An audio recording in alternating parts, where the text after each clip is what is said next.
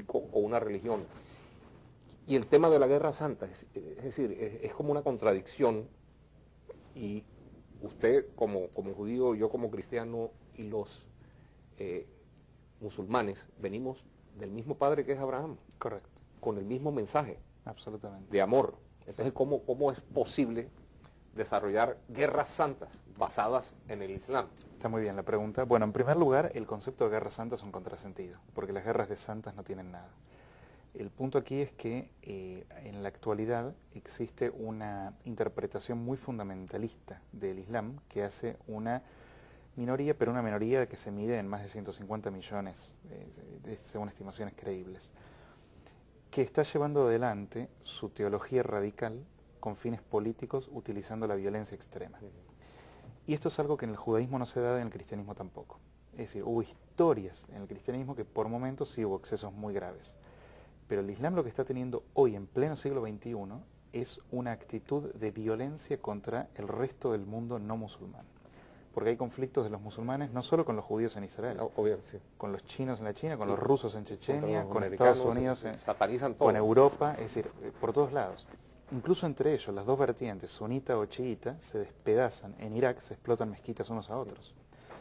O sea, estamos hablando de Samuel Huntington en su famoso libro tan cuestionado, El choque de civilizaciones y la reconfiguración del orden mundial. Él da una evidencia histórica espectacular donde él mismo dice, miren, los que más están recurriendo a la guerra en las últimas décadas son los musulmanes. Las sociedades más militarizadas están en las sociedades musulmanas y la mayor concentración de dictaduras en el mundo está en el mundo musulmán. Entonces, estas son realidades que no responden a un prejuicio, sino a una objetiva lectura de la realidad social contemporánea.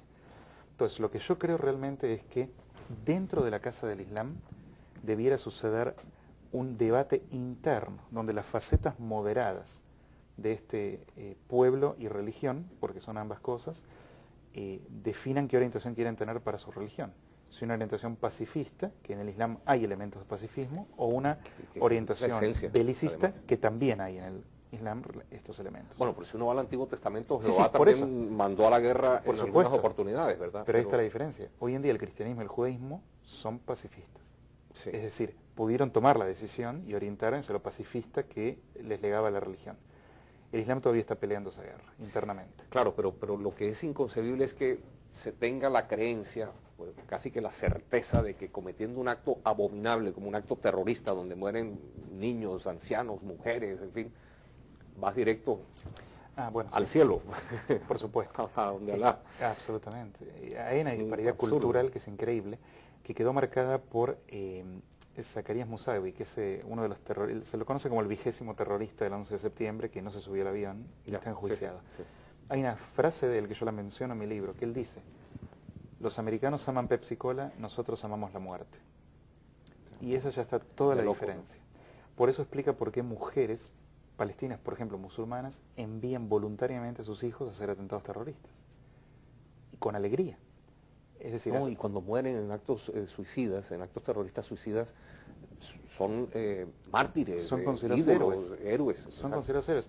Sí. No sé si vos recordás, pero hace 2 o 3 semanas atrás hubo un atentado muy grave en Jerusalén, donde un terrorista árabe israelí ingresó a un centro de estudios judaicos y acribilló a sangre fría a 8 jóvenes y hirió a otros 10. Los padres de él, lejos de sentirse avergonzados, montaron una carpa en la capital del Estado de Israel, en la parte este de Jerusalén, con banderas del Hezbollah y de Hamas, que son agrupaciones que llaman a destruir al Estado de Israel. En celebración. En celebración y para que la sociedad árabe le fuera a dar tributo. Es un escándalo atómico. ¿Cuándo ocurre lo contrario? Porque en Israel hubo muy excepcionalmente casos de algún israelí que hizo una masacre contra palestinos. Pero es muy excepcional. Cuando esto ocurrió, la sociedad en su conjunto, y ni que hablar el gobierno, lo condenó. Entonces, volvemos al inicio. Y se le trató esto es lo que falta. Como terrorista y criminal. Como un terrorista, los rabinos decían, este hombre hizo una afrenta al judaísmo, y los políticos decían, hizo una afrenta a nuestra nación.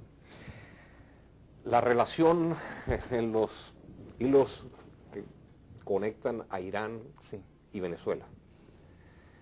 Hemos visto imágenes en la televisión internacional, Chávez con el presidente iraní. ¿Eso qué significa? ¿Por qué cree que puede ser una relación peligrosa? Es muy peligrosa por 2 aspectos. Una, porque Chávez, en su imprudencia, cree que está teniendo un aliado confiable en Irán. Pero Irán tiene una agenda geopolítica muy distinta. Irán en este momento está aislado internacionalmente. El mundo árabe sunita, del que Irán no es parte porque es islámico chiita, lo excluye. Occidente, en teoría, lo excluye. Y Latinoamérica, él ve en esta región los focos tradicionales de antinorteamericanismo, donde pueden tener un área común en el tercermundismo y el movimiento de los no alineados. Chávez representa la epítome máxima de esto. Entonces genera su vuelo transatlántico de Teherán con escala en Damasco directo a Caracas. Las visitas continuas de presidentes iraníes radicales, como el actual Ahmadinejad, ¿no? que llama a destruir Israel y que niega el holocausto, a Caracas, y con un potencial extremadamente peligroso, y yo viniendo de Argentina lo quiero enfatizar, que es el potencial de atentados terroristas en nuestro continente por la introducción de Hezbollah en la región. Una agrupación que en la Argentina golpeó 2 veces, explotando la Embajada de Israel en el 92 y la AMIA, del Centro de la Comunidad Judía, en el 94. Por supuesto. Y el Hezbollah es una creación de los iraníes en el año 82.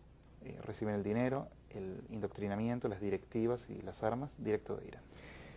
Esta relación sería Irán, Venezuela, Ecuador, Bolivia, Nicaragua.